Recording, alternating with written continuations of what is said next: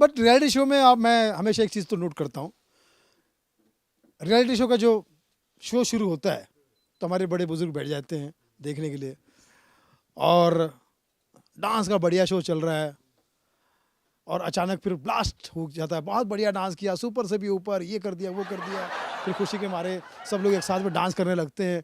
तो घर का बुजुर्ग बोलते हैं डांस तो बहुत बढ़िया चल रहा है, लेकिन ये ये 3 लोग बहुत बुरा नाच रहे हैं, इनको ऑडिशन में फेल क्यों नहीं किया, ये 3 लोग बहुत ही बुरा नाच रहे हैं। दादाजी वो जो 3 लोग जिसके बारे में बुरा बोल रहे हैं आप, वो उस शो के जज है। भावनाओं को समझो, बाद में मिलकर भावनाओं को समझो, अलग अलग बातें। अब मिसाल के तौर पे अगर मैं गाने की बात करूं तो अदनान सामी एक ज़माने में इतने मोटे थे, अचानक एक दिन किसी ने उनकी हवा निकाल दी,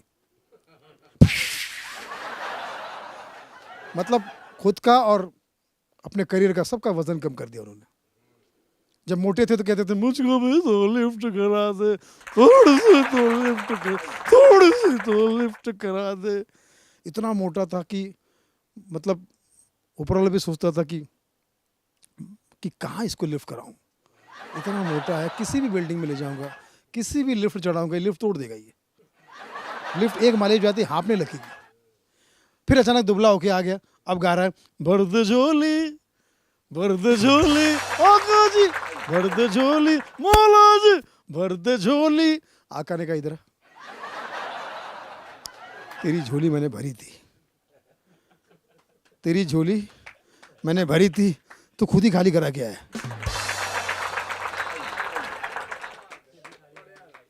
क्योंकि अदनान साहब का गाना अब ऐसा लगता है जैसे इनको बहुत किसी ने खाना पीना खिला दिया हो, सुला दिया हो कि बेटा अब गा, नींद में गा रहे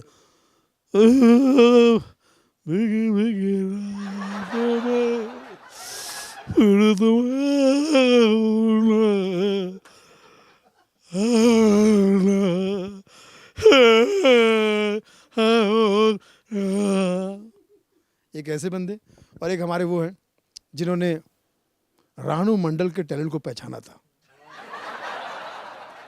रानू मंडल ने ये साबित कर दिया भाई कि प्लेटफॉर्म कोई भी छोटा नहीं होता है, चाहे वो फिल्म का प्लेटफॉर्म हो, चाहे वो टीवी का हो, चाहे ओटीटी का प्लेटफॉर्म हो, चाहे प्लेटफॉर्म का ही प्लेटफॉर्म क्यों ना हो, रेलवे का ही प्लेटफॉर्म क्यों ना हो।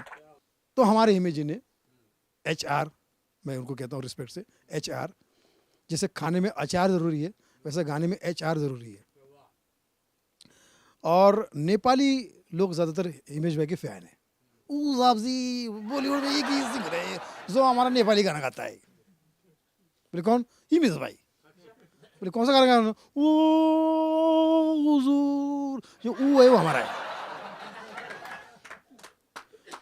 और जो वो जो स्केल है वो भी हमारा नेपाली स्केल है। बोले कौन सा? जी साहब, जी साहब,